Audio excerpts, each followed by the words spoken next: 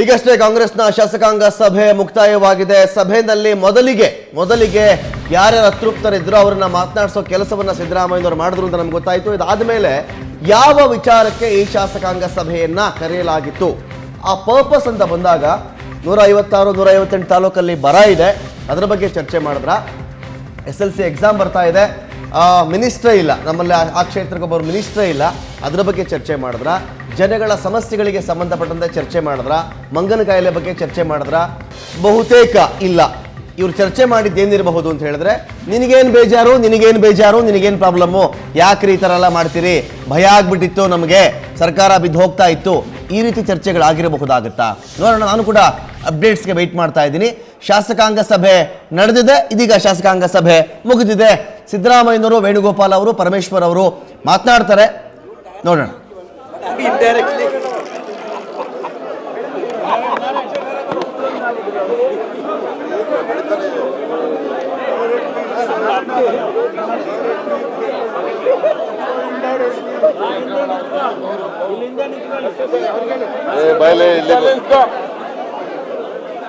ನಿನಗೆ ಲೇಟ್ ಆಗಿ ಬಂದದಕ್ಕೆ ಪನಿಷ್ಮೆಂಟ್ ನಿಂತ್ಕೋಬೇಕು. ಇಲ್ಲಿ ಕೆಲವೇ ಕ್ಷಣಗಳಲ್ಲಿ ಸಿದ್ದರಾಮಯ್ಯನವರು ಶಾಸಕಾಂಗ ಸಭೆ ಮುಕ್ತಾಯಕ್ಕೆ ಸಂಬಂಧಪಟ್ಟಂತೆ ಮಾತನಾಡುವವರಿದ್ದಾರೆ. ಒಗ್ಗಟ್ಟು ಪ್ರದರ್ಶನದ ವೇದಿಕೆ ಕೂಡ ಇದಾಗಿತ್ತು ಅನ್ನೋದು ನಿಜ.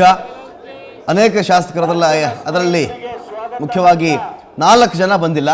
4 ಜನ ವಿಚಾರದಲ್ಲಿ ಅನುಮಾನಗಳಿತ್ತು. ಬಹುತೇಕವಾಗಿ ಬ್ಲ್ಯಾಕ್ ಶಿಪ್ಸ್, ಕಪ್ಪು ಕುರಿಗಳನ್ನು ಹೆಕ್ಕಬೇಕು ಈ ಗುಂಪಿನಿಂದ ಅನ್ನೋ ಕಾರಣಕ್ಕೇನೆ ಈ ಸಭೆಯನ್ನು ಕರೆಯಲಾಗಿತ್ತು. ಈ ಸಭೆಯಲ್ಲಿ ನಮ್ಮ ಅಧ್ಯಕ್ಷರಾಗಿರ್ತಕ್ಕಂಥ ದಿನೇಶ್ ಗುಂಡೂರಾಯರು ಮತ್ತು ಪ್ರಧಾನ ಕಾರ್ಯದರ್ಶಿಗಳಾಗಿರ್ತಕ್ಕಂಥ ಮಾನ್ಯ ವೇಣುಗೋಪಾಲ್ ರವರು ಮತ್ತು ಹಿರಿಯರಾಗಿರ್ತಕ್ಕಂಥ ಮಲ್ಲಿಕಾರ್ಜುನ್ ಖರ್ಗೆ ಅವರು, KH ಮುನಿಯಪ್ಪನವರು ಮತ್ತು ಎಲ್ಲ ಸಂಸದರು, ರಾಜ್ಯಸಭಾ, ಲೋಕಸಭಾ ಮತ್ತು ನಮ್ಮೆಲ್ಲ ಶಾಸಕರು, ವಿಧಾನಸಭೆ ಮತ್ತು ವಿಧಾನ ಪರಿಷತ್ತಿನ ಶಾಸಕರು ಭಾಗವಹಿಸಿದ್ರು. ಅದರ ಬಗ್ಗೆ ತಮಗೆ ವಿವರಣೆಯನ್ನ ನಮ್ಮ ನಾಯಕರಾಗಿರ್ತಕ್ಕಂಥ ಮಾನ್ಯ ಸಿದ್ದರಾಮಯ್ಯನವರು ತಮಗೆ ತಿಳಿಸ್ತಾರೆ.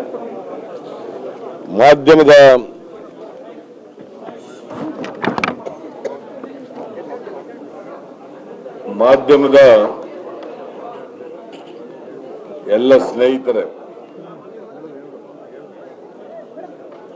ಇವತ್ತು ಕಾಂಗ್ರೆಸ್ ಶಾಸಕಾಂಗ ಪಕ್ಷದ ವಿಶೇಷ ಸಭೆಯನ್ನ ಕರೆದಿದ್ದೆ. ಈ ಸಭೆಯಲ್ಲಿ ನಮ್ಮ AICC general secretary Venugopal G ಅವರು, PCC ಅಧ್ಯಕ್ಷರಾದಂಥ ದಿನೇಶ್ ಗುಂಡೂರಾವ್ ಅವರು, deputy chief minister G Parameshwar ಅವರು, ಲೋಕಸಭೆಯಲ್ಲಿ ಕಾಂಗ್ರೆಸ್ ನಾಯಕರಾದಂಥ ಮಲ್ಲಿಕಾರ್ಜುನ ಖರ್ಗೆ ಅವರು, ಇವ್ರ ಜೊತೆಗೆ ಎಲ್ಲ ಸಚಿವರುಗಳು, ನಮ್ಮ ಪಕ್ಷದ ಸಚಿವರುಗಳು, ಲೋಕಸಭಾ ಸದಸ್ಯರುಗಳು, ರಾಜ್ಯಸಭಾ ಸದಸ್ಯರುಗಳು, ವಿಧಾನಸಭೆ ಮತ್ತು ವಿಧಾನ ಪರಿಷತ್ತಿನ ಸದಸ್ಯರುಗಳು ಹಾಜರಾಗಿದ್ದರು. ನಾವು ಕರೆದಿದ್ದಂಥ ಸದಸ್ಯರುಗಳಲ್ಲಿ 4 ಜನರು ಮಾನ್ಯ ಸದಸ್ಯರುಗಳು ಹಾಜರಾಗಿಲ್ಲ. ಆ 4 ಜನರಲ್ಲಿ ಡಾಕ್ಟರ್ ಉಮೇಶ್ ಜಾಧವ್, ಚಿಂಚೋಳಿ ಶಾಸಕರು, ಅವರು ನನಗೆ ಪತ್ರ ಕಳಿಸಿದ್ದಾರೆ. ಎಲ್ಲ ಇತ್ತಲ್ಲ ಕಾಪಿ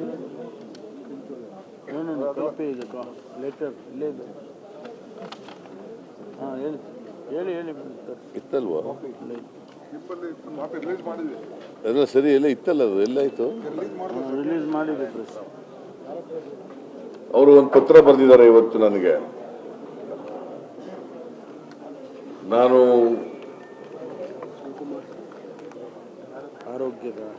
ಆರೋಗ್ಯದ ಸಮಸ್ಯೆ ಇದೆ, ವಿರೋಧದಲ್ಲಿದ್ದೀನಿ, ಪ್ರವಾಸ ಮಾಡೋಕ್ಕಾಗಲ್ಲ.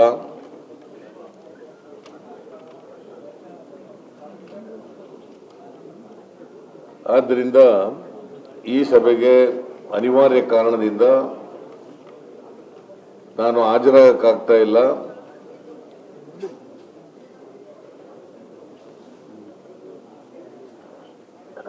ಅಂತೇಳಿ ಪತ್ರ ಬರೆದಿದ್ದಾರೆ ಅವರು.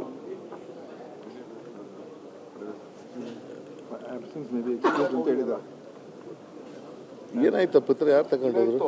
ಯಾರು ಓದಿ ಹೇಳ್ಬಿಡಿ ಸರ್. ಇದು ಜಾಧವ್ ಪತ್ರ. It has been brought to my notice that the letter has been affixed outside my room in the legislature home. It speaks of a meeting being convened today. I am unable to attend the meeting since I am unwell, not able to travel. My absence may be excused. This is the letter written by Mr. Jadhav. ಆಮೇಲೆ Nagendra, Ballari rural constituency Nagendra ಅಂತೇಳಿ ಅವರು ವೇಣುಗೋಪಾಲ್ ಅವರಿಗೆ ಈಗ ಕೆಲವು ಗಂಟೆಗಳ ಹಿಂದೆ ಮಾತನಾಡಿದ್ದಾರೆ. ನನಗೆ ಮೀಟಿಂಗ್ ಬರಲಿಕ್ಕಾಗಲ್ಲ, ಕೋರ್ಟ್ನಲ್ಲಿ ಕೆಲಸ ಇದೆ, ನಾನು ನಿಮ್ಮನ್ನು ಬಂದು ಭೇಟಿ ಮಾಡ್ತೀನಿ, ನಾನು ಉದ್ದೇಶಪೂರ್ವಕವಾಗಿ ಆಬ್ಸೆಂಟ್ ಆಗಿಲ್ಲ ಅಂತೇಳಿ ಅವರು ಕೂಡ ವೇಣುಗೋಪಾಲ್ ಅವ್ರ ಜೊತೆ ಮಾತನಾಡಿದ್ರು. ಇನ್ನಿಬ್ರು ಯಾರು ಮಾತಾಡಿಲ್ಲ. ಒಬ್ರು ರಮೇಶ್ ಜಾರಕಿಹೊಳಿ, ಗೊತ್ತಿದ್ರು ಯಾಕ್ರಿ ಕೇಳ್ತೀರಿ ಯಾರು ಸರ್ ಅಂತ. One is mister Ramesh Jarkiholi, the another is Mahesh Kumathalli from Athani constituency. ಇವರಿಬ್ರು ಏನು ಹೇಳಿಲ್ಲ.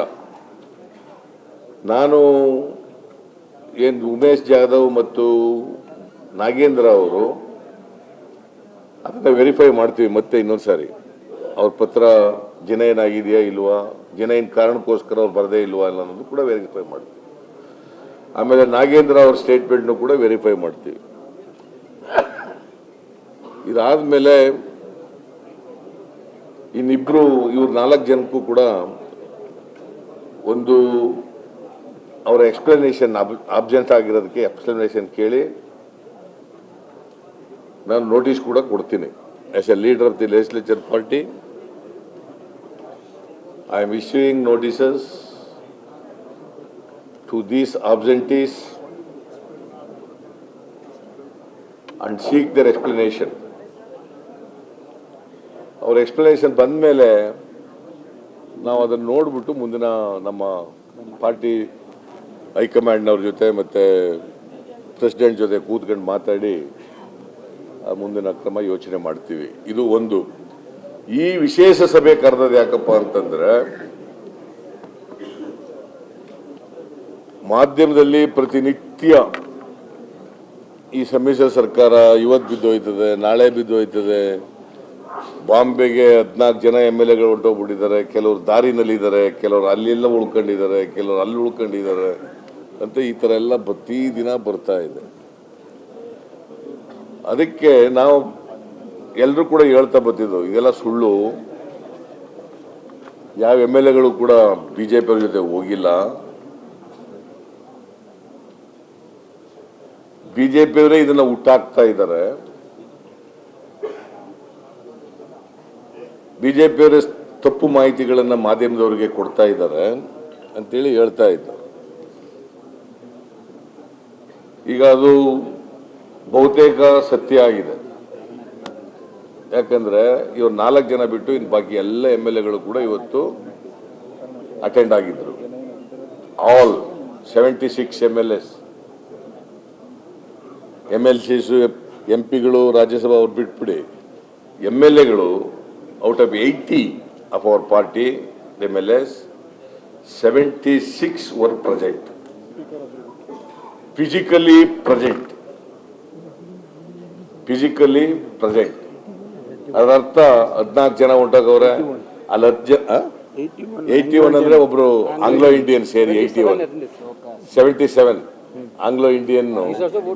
Yes, he has got vote in certain matters. He has got votes.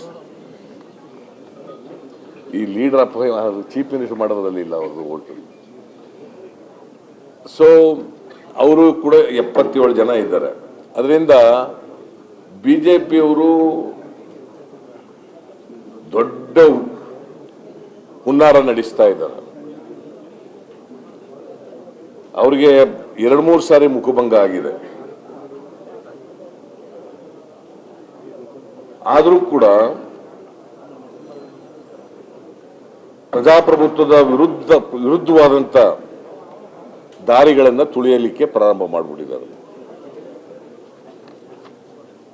ಅವರಿಗೆ ಪ್ರಜಾಪ್ರಭುತ್ವದಲ್ಲಿ ನಂಬಿಕೆ ಇಲ್ಲ, ಸಂವಿಧಾನದಲ್ಲಿ ನಂಬಿಕೆ ಇಲ್ಲ. ಯಡಿಯೂರಪ್ಪನವರು ಹೇಳ್ತಾರೆ, ಇಲ್ಲ ನಾವು ಡೆಲ್ಲಿಗೆ ಹೋಗಿರೋದು ಪಾರ್ಲಿಮೆಂಟ್ ಎಲೆಕ್ಷನ್ ಬಗ್ಗೆ ಚರ್ಚೆ ಮಾಡಿ. 104 ಜನ ಡೆಲ್ಲಿಗೆ ಹೋಗಿ ಕೂತ್ಕೊಂಡು ಏನ್ ಮಾಡ್ತಾ ಇದ್ರಪ್ಪ ಅಲ್ಲಿ 7 ಸ್ಟಾರ್ ಹೋಟೆಲ್ನಲ್ಲಿ. ಎಂತದ್ದು ಹರಿಯಾಣದಲ್ಲಿ ಏನ್ ಮಾಡ್ತಾ ಇದ್ದೀರಿ ಕೂತ್ಕೊಂಡು? ಗುರ್ಗಾಂವ್ ಏನ್ ಮಾಡ್ತಾ ಇದ್ದೀರಿ? ಗುರುಗ್ರಾಮ ಏನ್ ಮಾಡ್ತಾ ಇದ್ದೀರಿ? ಇದರಲ್ಲಿ ಈ ಸರ್ಕಾರವನ್ನ, ಈ ಸಮ್ಮಿಶ್ರ ಸರ್ಕಾರವನ್ನು ಅಸ್ಥಿರಗೊಳಿಸಲಿಕ್ಕೆ ನರೇಂದ್ರ ಮೋದಿ ಅವರ ಆದಿಯಾಗಿ, ಅಮಿತ್ ಶಾ ಆದಿಯಾಗಿ, ಸೆಂಟ್ರಲ್ ಮಿನಿಸ್ಟರ್ಸ್ ಆದಿಯಾಗಿ ಎಲ್ಲರೂ ಕೂಡ ಇನ್ವಾಲ್ವ್ ಆಗಿದ್ದಾರೆ. Not only state leaders of BJP, even central leaders are also involved.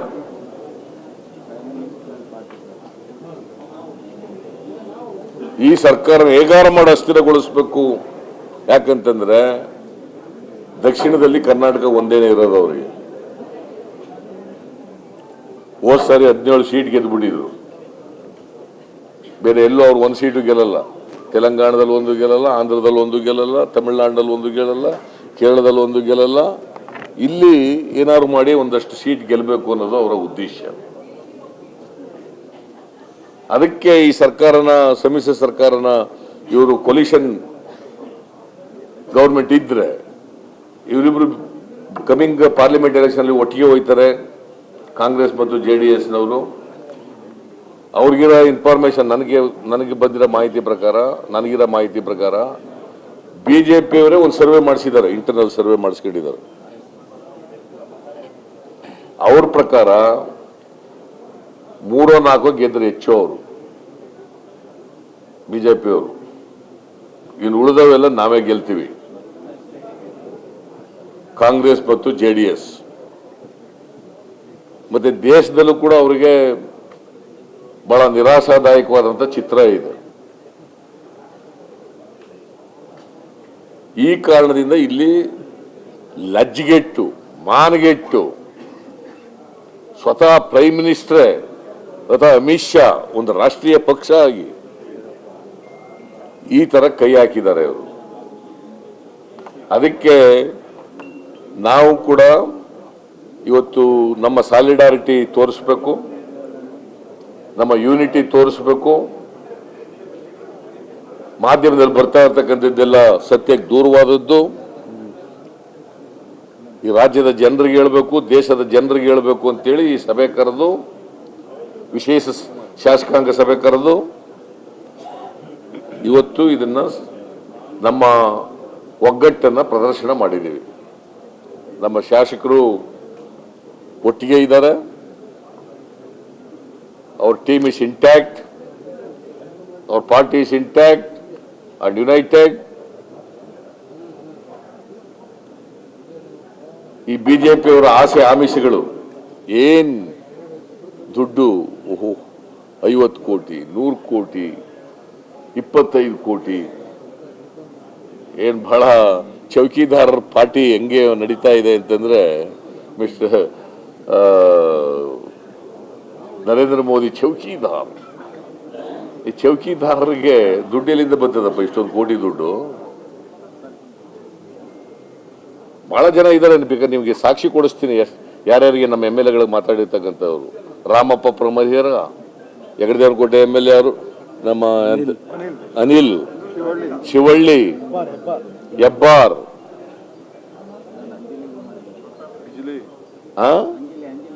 Anjali, Ramappa, ಎಲ್ಲರಿಗೂ ಏನು ದುಡ್ಡು ಕೊಡ್ತೀವಿ ಬರೀ ಮುಖ್ಯಮಂತ್ರಿ ಮಾಡ್ತೀವಿ, ದುಡ್ಡು ಕೊಡ್ತೀವಿ ಬರೀ ಮಂತ್ರಿ ಮಾಡ್ತೀವಿ, ಎಲೆಕ್ಷನ್ಗೂ ನಿಲ್ಲಿಸ್ತೀವಿ. ಪಾಪ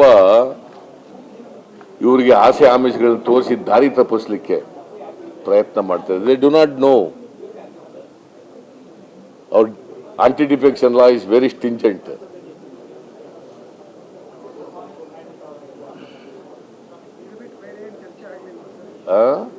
ಇದೇ ಇನ್ನೇನು ಇದಕ್ಕೆ ಕರೆದಿರೋದು, ಇನ್ನೇನು ಚರ್ಚೆ ಮಾಡ್ತೀರಿ?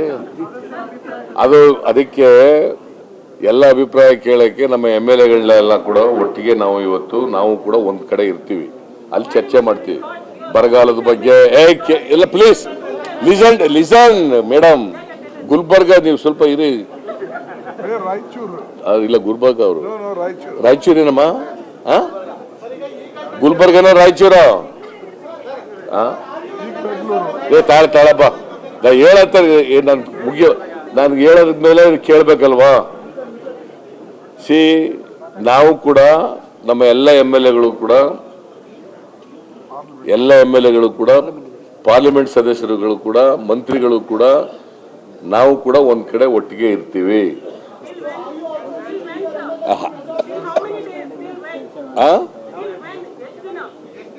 ಎಷ್ಟು ದಿನ ಅಗತ್ಯ ಇದೆ ಅಷ್ಟು ದಿನ ಇರ್ತೀವಿ. ಪಾರ್ಟಿ ವಿಚಾರ ಚರ್ಚೆ ಮಾಡಬೇಕು. ಒಂದು ಈ ಆನ್ಸ್ಲಾಟ್ ಬೈ ಬಿಜೆಪಿ ಇದೆಯಲ್ಲ, ತಪ್ಪಿಸ್ಕೋಬೇಕಲ್ಲಪ್ಪ. ನಾನು ಹೇಳೋದು ಮಾಧ್ಯಮದಲ್ಲಿ ಬರ್ತಾರ ನಿಜ ಸುಳ್ಳೆ ಅಂದ್ರೆ, ಮಾಧ್ಯಮದಲ್ಲಿ ಬರ್ತಾರ ಸುಳ್ಳೆ ನಿಜ ಹೇಳಪ್ಪ. ಸತ್ಯ ಇರ್ಬೋದು, ನಿಮಗೆ ಇನ್ಫಾರ್ಮೇಶನ್ ಕರೆಕ್ಟ್ ಆಗಿರ್ಬೋದು, ಬರ್ತಾ ಇರೋದು ನಿಜನ ಸುಳ್ಳೋ ಹೇಳು, ನೀನು ಹೇಳಪ್ಪ. ಬರ್ತಾ ಇದೆಯಲ್ವಾ?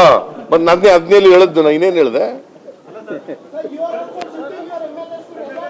ನಾನು ಕೇಳ್ರಿ, ಇಲ್ಲಿ ಬರಗಾಲ ಇದೆ, ಅದಕ್ಕೋಸ್ಕರ ಅದನ್ನು ಚರ್ಚೆ ಮಾಡಬೇಕು. ಪಾರ್ಲಿಮೆಂಟ್ ಎಲೆಕ್ಷನ್ ಬರ್ತಾ ಇದೆ, ಅದ್ರ ಬಗ್ಗೆ ಆಕ್ಚುಲಿ ನಾವು ಕರಿಬೇಕಾಗಿದ್ದು ಲೆಜಿಸ್ಲೇಟಿವ್ ಪಾರ್ಟಿ MLAಗಳ ಅಭಿಪ್ರಾಯ ಎಲ್ಲ ಕೇಳಬೇಕು, ಪಾರ್ಲಿಮೆಂಟ್ ಎಲೆಕ್ಷನ್ ಪ್ರಿಪರೇಷನ್ ಬಗ್ಗೆ ಎಲ್ಲ ಮಾಡಬೇಕು ಅಂತ ನಾವು ಇದ್ದದ ಉದ್ದೇಶ. ಡೆಲ್ಲಿಗೇನು ಹೋಗಲ್ವಲ್ಲ ನಾವು, ಏನು ಗುರ್ಗಾಂವ್ಗೆ ಹೋದಿವಾ?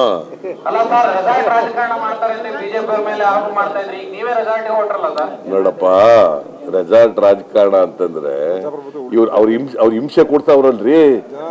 ಏನ್ ಬ್ಯಾಗ್ ಹಿಡ್ಕ ಬಂದು ತಗೋ ತಗೋ ತಗೋ ತಗೋ ಅಂತವ್ರಲ್ಲ, ಏನದು ತಪ್ಪಿಸ್ಕೋಬೇಕಲ್ಲ ಮರಯ. ಅದರಿಂದ ಕೇಳಪ್ಪ, ನಾವು ನಮ್ಮ MLAಗಳು ಯಾರು ಕೂಡ ಹೋಗಲ್ಲ, ದುಡ್ಡಿಗೆ ಬಲಿಯಾಗಲ್ಲ. ಆದ್ರೂ ಮುನ್ನೆಚ್ಚರಿಕೆ ಕ್ರಮವಾಗಿ we are not afraid of any lotus operation. ಈ ಲೋಟಸ್ ಆಪರೇಷನ್ ಅನ್ನೋದು ಇದೆಯಲ್ಲ, ಈ ಪದ ಯಾವಾಗ ಬೆಳಕಿಗೆ ಬಂದದ್ದು ಗೊತ್ತಾ ನಿಮಗೆ? ಯಾವಾಗ ಚಾಲ್ತಿ ಬಂತು? ಯಾವಾಗ ಚಾಲ್ತಿ ಬತ್ರಿ ಇದು? ಯಾವಾಗ ಚಾಲ್ತಿ ಬತ್ರಿ? ಇಷ್ಟು mister Yediyurappa when he became the chief minister in 2008, ಈ ಲೋಟಸ್ ಆಪರೇಷನ್ ಅನ್ನೋದು ಪದ ಬಳಕೆಗೆ ಬಂತು. ಅಲ್ಲಿವರೆಗೆ ಇರಲೇ ಇಲ್ಲ. ಇಂಥ ಲಫಂಗ ರಾಜಕಾರಣ ಶುರುವಾದದ್ದೇ ಈಗ. ಏನು ಅದು ಇಲ್ಲಿ ನಿಮ್ಗೆ ಹೇಳ್ಬಿಟ್ಟು ಹೋಗಕ್ಕದ್ದ? ಅಲ್ಲಿ ಬರ್ರಿ ಹೇಳ್ತೀವಿ, ಅಲ್ಲಿ ಬರ್ರಿ, ಅದು ಹೇಳ್ತೀವಿ, ಆಮೇಲೆ ಹೇಳ್ತೀವಿ. ಅಲ್ಲಿ ಹೋದ್ಮೇಲೆ ಇನ್ನು ಪ್ರಿಪರೇಷನ್ ಆಗ್ಬೇಕಲ್ಲ, ಹೋದ್ಮೇಲೆ ಹೇಳ್ತೀವಿ. Okay, thank you very much, thank you very much.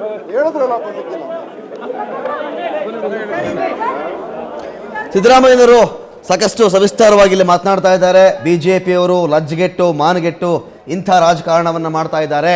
ನಮ್ಮ ಶಾಸಕರುಗಳಿಗೆ 25 ಕೋಟಿ 50 ಕೋಟಿ 100 ಕೋಟಿ ಎಲ್ಲ ಆಮಿಷ ಒಡ್ಡುತ್ತಾ ಇದ್ರು. ಹಾಗಾಗಿ ಇದೆಲ್ಲದರ ವಿರುದ್ಧವಾಗಿ ನಾವು ಶಾಸಕಾಂಗ ಸಭೆಯನ್ನು ಕರೆದ್ವಿ. ನಮ್ಮ ಸಮಗ್ರತೆ, ಏಕತೆ, ಒಗ್ಗಟ್ಟು ಎಲ್ಲವನ್ನು ನಿರೂಪಿಸಬೇಕಾಗಿತ್ತು. ಆ ಕಾರಣದಿಂದಾಗಿ ತೋರಿಸಿದ್ದೀವಿ. ಆ 4 ಜನ ಯಾರ್ಯಾರು ಬಂದಿಲ್ವೋ ಅದರಲ್ಲೊಬ್ಬರು ಲೆಟರ್ ಕೊಟ್ಟಿದ್ದಾರೆ, ಒಬ್ಬರೇನೋ ಕೋರ್ಟು ಅಂತ ಹೇಳಿ ವೇಣುಗೋಪಾಲ್ ಅವ್ರ ಬಳಿಯಲ್ಲಿ ಮಾತನಾಡಿದ್ದಾರೆ.